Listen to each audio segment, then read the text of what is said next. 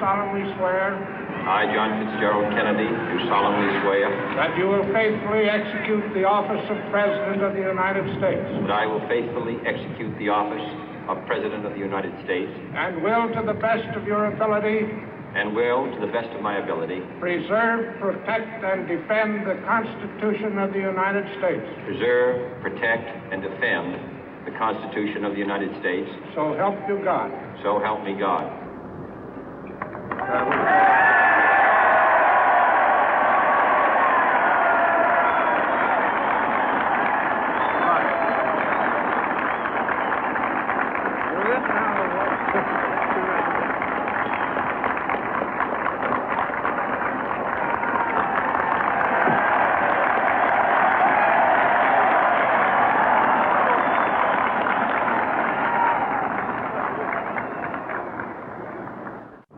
Vice President Johnson, Mr. Speaker, Mr. Chief Justice, President Eisenhower, Vice President Nixon, President Truman, Reverend clergy, fellow citizens. We observe today not a victory of party, but a celebration of freedom, symbolizing an end as well as a beginning, signifying renewal as well as change. For I have sworn before you and Almighty God the same solemn oath our forebears prescribed nearly a century and 3/4 ago.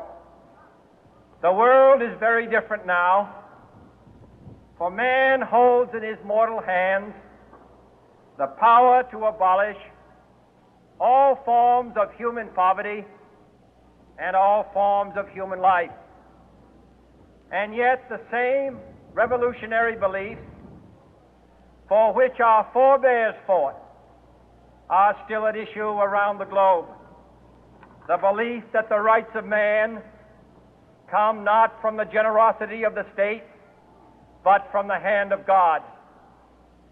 We dare not forget today that we are the heirs of that first revolution. Let the word go forth from this time and place to friend and foe alike that the torch has been passed to a new generation of Americans born in this century, tempered by war, disciplined by a hard and bitter peace, proud of our ancient heritage, and unwilling to witness or permit the slow undoing of those human rights to which this nation has always been committed and to which we are committed today at home and around the world.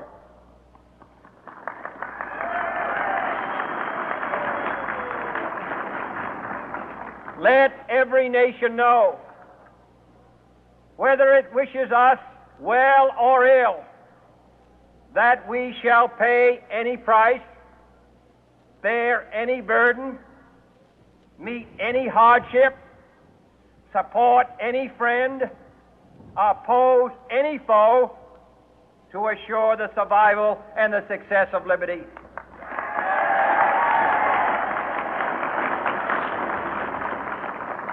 This much we pledge and more. To those old allies whose cultural and spiritual origins we share, we pledge the loyalty of faithful friends. United, there is little we cannot do in a host of cooperative ventures. Divided, there is little we can do, for we dare not meet a powerful challenge at odds and split asunder. To those new states whom we welcome to the ranks of the free, we pledge our word that one form of colonial control shall not have passed away merely to be replaced by a far more iron tyranny. We shall not always expect to find them supporting our view, but we shall always hope to find them strongly supporting their own freedom. and to remember that in the past, those who foolishly sought power by riding the back of the tiger ended up inside.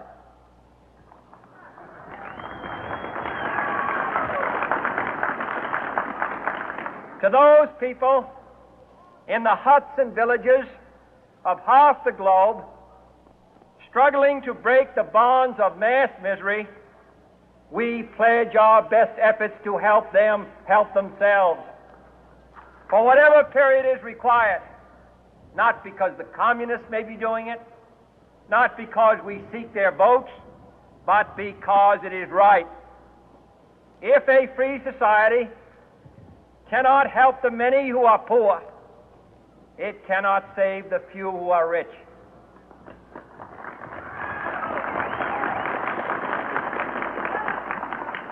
To our sister republics south of our border, we offer a special pledge to convert our good words into good deeds, in a new alliance for progress, to assist free men and free governments in casting off the chains of poverty. But this peaceful revolution of hope cannot become the prey of hostile powers. Let all our neighbors know that we shall join with them to oppose aggression or subversion anywhere in the Americas. And let every other power know that this hemisphere intends to remain the master of its own house.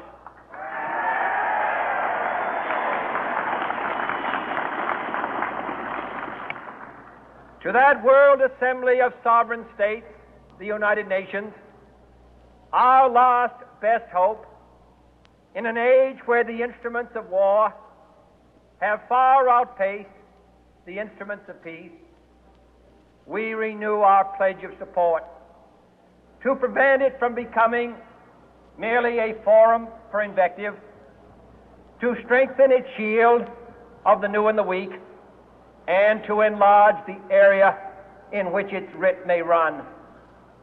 Finally, to those nations who would make themselves our adversary, we offer not a pledge, but a request that both sides begin anew the quest for peace. Before the dark powers of destruction, unleashed by science, engulf all humanity in planned or accidental self-destruction, we dare not tempt them with weakness, for only when our arms are sufficient beyond doubt can we be certain beyond doubt that they will never be employed.